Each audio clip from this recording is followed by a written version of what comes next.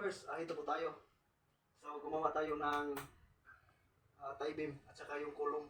So, ipagsabay natin mga ka-workers, sabay-sabay natin yung column at saka yung kanyang tie beam para sabay-sabay silang hawak mga ka-workers. At ito yung ating tie beam, lagyan natin ng supporting bars kasi ito yung humawak sa bigat sa itaas.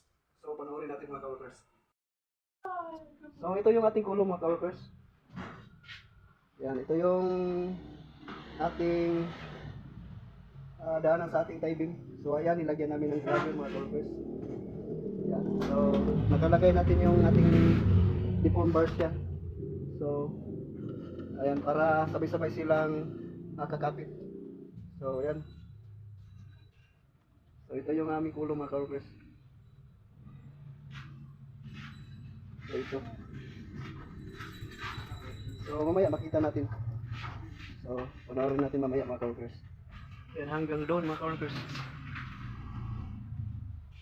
So yung ating stirrup, yan, galing sa baba. Ilagyan natin ng stirrup na 5 cm yung kanyang species niya. At i-follow yung 10 cm, saka 15, followed by 20. So yan mga ka-workers. So ito lang muna ang ating unahin. So dito sa kanyang sa kanyang gitna, lagyan din natin ng dowel mga ka-workers para pagtapos natin dito, trabahuin din natin yan. So ayan po mga ka-workers. So ipakita namin sa inyo. So ito yung aming ginawa mga ka-workers. Rectangle yung aming poste na aming ginawa mga ka-workers. At saka doon.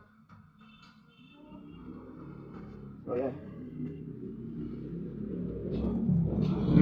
So lagyan namin ng stirrup yung ating tie beam. Tapos lagyan din natin yan ng supporting bars. Yan. Galing sa kanyang poste at dito naman sa kabilang poste, lagyan natin ng supporting bars mga ka-workers para makasigurado tayo na hindi ito down mga ka-workers, kasi yung nagbigay ng yung lakas yung nilagay natin na supporting bars mga ka-workers. So ayan, panoorin natin mamaya mga ka-workers. So ayan mga ka-workers, nilagyan namin yan ng supporting bars. So, hindi masyadong makita kasi nasa ilalim eh. So ayan, naka-brace siya na parang tulay. Nilagyan na namin yan ng supporting bars kasi pero ito dito mga ka-workers. Dahil ito yung hawak ng bigat sa kanyang taas sa slab. Yan. Yan. So ito yung ginawa namin mga ka-workers. So ito yung aming ginawa ngayon na tie beam. So ito yung aming column yan. So yung stirrup spacing namin ito. Galing dito sa ating column. Yung spacing namin ng aming stirrup is 5 cm yan. 5 na 5 cm at followed by 10 cm and then 15 cm mga ka-workers. So dito naman sa kanyang middle mga ka-workers, naglagay kami ng 5 cm nga 5 na stirrup. At saka dito din sa katulad din dito sa kabilang column mga ka-workers. So ganyan kami mag-prepare ng time beam for 2 story. Yan. So para may tibay po mga ka-workers yung ating tie beam, kasi ito yung nagkapit ng ating bigat ng setas sa may slab natin mga ka-workers. So ito yung sasalo sa ating slab. So yung impact ng ating bigat galing sa taas, ito yung tie beam yung nag-support, ito yung nagsalo sa kanyang bigat. So ang ginawa namin, nilagyan namin ng supporting bars po mga ka-workers. Ayan, kita nyo naman yung naka-rib dyan. So yan yung supporting bars na aming nilagay para hindi ito down po mga ka-workers sa bigat ng slab ng second floor po mga ka-workers. So ayan. So ito yung aming ginawa para makasigurado po tayo na hindi po ito collapse po mga ka-workers. So ito naman yung column.